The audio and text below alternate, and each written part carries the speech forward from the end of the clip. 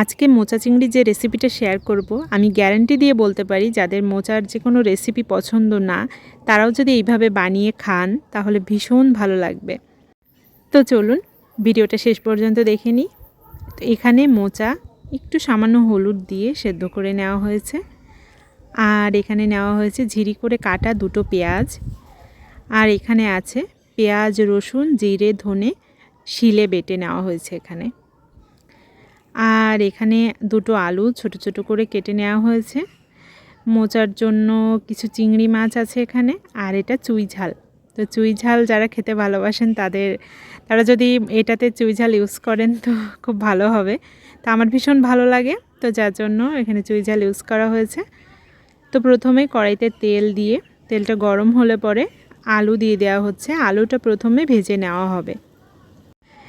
অনেকেই আছে যারা মোচা, ডুমুর, কচুরলতি বা কচু শাক অনেকেই কিন্তু পছন্দ করে না, এমন আছে।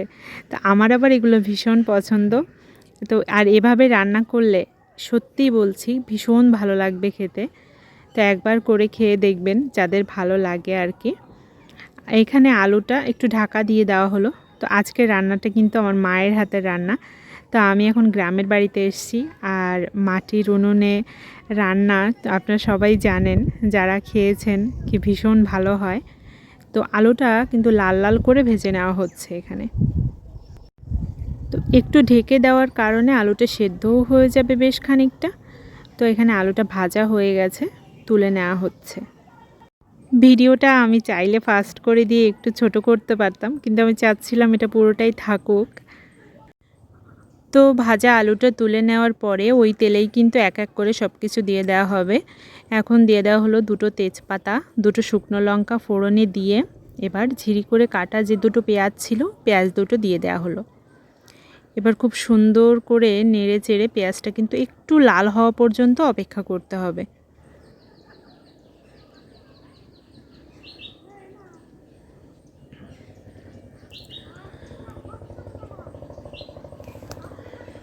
তো পেঁয়াজটা ভাজা হয়ে গেছে। এখন বাকি যে মশলাটা পেস্ট করে রাখা ছিল, বলেছিলাম পেঁয়াজ, রসুন, পেঁয়াজ, রসুন, ধনে আর জিরে একসাথে যে শিলে বেটে নেওয়া হয়েছিল, সেটা এখন দিয়ে খুব সুন্দর করে মিশিয়ে নিয়ে এটা বেশ খানিকক্ষণ একটু কষে নিতে হবে।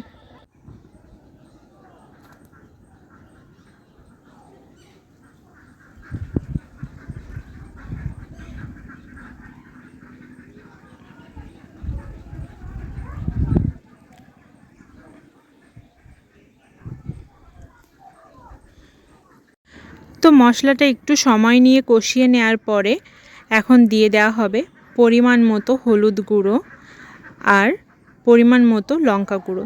যে যেরকম ঝাল খেতে পছন্দ করেন সেরকম ঝাল দেবেন। তো এটা দিয়ে আরও 2 মিনিট মতো একটু কষিয়ে নেওয়া হবে।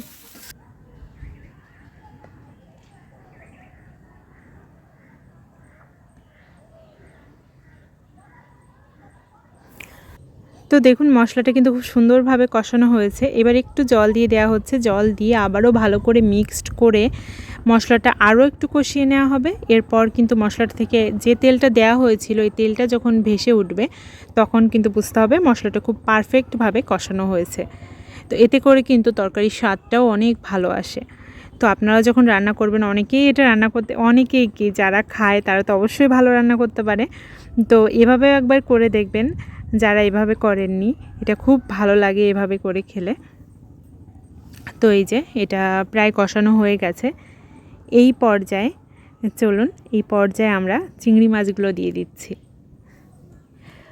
একটা জিনিস বলতে মিস করে গেছি, যখন এই যে মশলাটা কষানো চিংড়ি মাছ দেওয়ার খানিকক্ষণ আগে কিন্তু লবণ দিয়ে দেওয়া হয়েছে পরিমাণ মতো।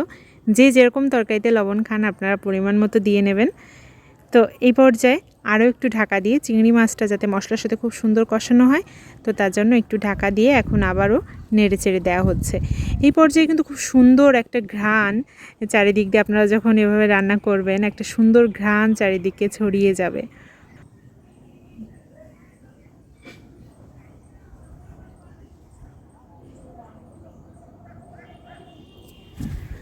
তো এখন সেদ্ধ করে রাখা মোচাটা দিয়ে দেওয়া হচ্ছে। মোচাটা দিয়ে এবার খুব সুন্দরভাবে মশলার সাথে চিংড়ি মাছের সাথে মিশিয়ে নেওয়া হবে। এই মোচাটা কিন্তু আরও বেশ খানিকক্ষণ এই মশলার সাথে চিংড়ি মাছের সাথে কষানো হবে। আমার মনে হয় যারা খেতে ভালোবাসে তারা ডেফিনেটলি রান্না করতে ভালোবাসে এবং কথা বলতেও ভালোবাসে।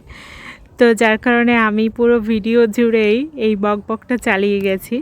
আপনারা হয়তো বিরক্ত হচ্ছেন। যাই হোক, এখন চিংড়ি মাছটা দিয়ে দেওয়া হলো। এর সাথে চিংড়ি মাছ দিয়ে খুব সুন্দরভাবে আবারও কষিয়ে নেওয়া হবে। আমার মায়ের হাতের মোচা রান্না এত স্বাদ হয়, আর স্বাদটা মূলত আমি আস্তে আস্তে বুঝতে পেরেছি কষানোর থেকেই এত স্বাদ।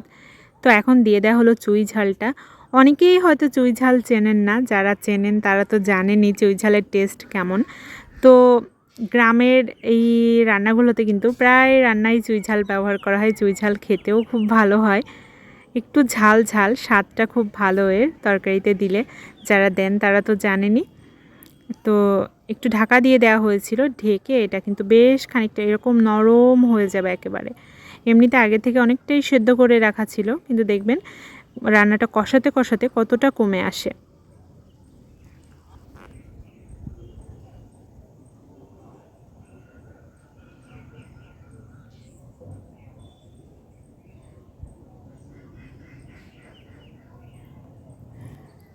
তো এর মধ্যে মা আরও দুবার ঢাকনা বন্ধ করে 2-3 মিনিট রেখে আবার খুলে নেড়েচেড়ে দিয়েছে। তো আমি এই পার্টটা স্কিপ করে গেছি, কারণ ভিডিওটা আরও অনেক বড় হয়ে যাচ্ছিল, তো তার কারণে। তো এখন পরিমাণ মতো জল দিয়ে দেওয়া হলো। জল দিয়ে এখন এটাকে খুব সুন্দরভাবে রান্না করে নেওয়া হবে। তো এই পর্যায়ে এত সুন্দর একটা স্মেল বেরোচ্ছে যে কি বলবো। আমি তখন এডিট করতে বসেছি, আমারই এখন আবার ভাবলে খিদে পেয়ে যাচ্ছে।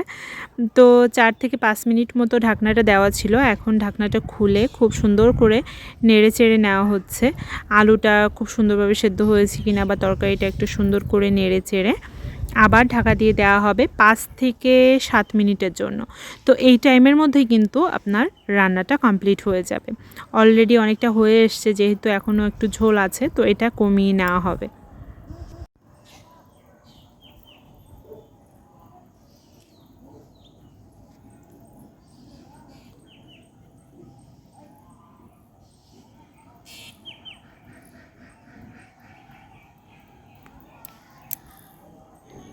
পৃথিবীর যে প্রান্তেই থাকি না কেন, মায়ের হাতের খাবার তো সবসময়ই মিস করতে থাকি। তবে আমার যে খাবারগুলো সবথেকে বেশি পছন্দ, এই যেমন মোচা চিংড়ি, আমি বাড়িতে আসলে, মায়ের কাছে আসলেই আগে বলি তুমি এই খাবারটা আগে বানাও, আমি খাবো। তো যাই হোক, আবারও কিন্তু ঢাকা দিয়ে দেওয়া হচ্ছে।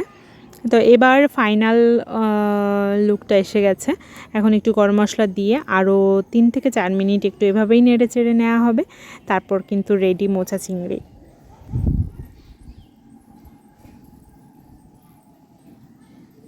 রান্নাটা হয়েছিল দুপুরে, এখন সন্ধ্যাবেলা আমি ছাদে বসে ভয়েসটা দিচ্ছি। চারিদিকে একটা মিষ্টি হাওয়া, পাখির ডাক, ঘরে ঘরে সন্ধ্যা আরতি।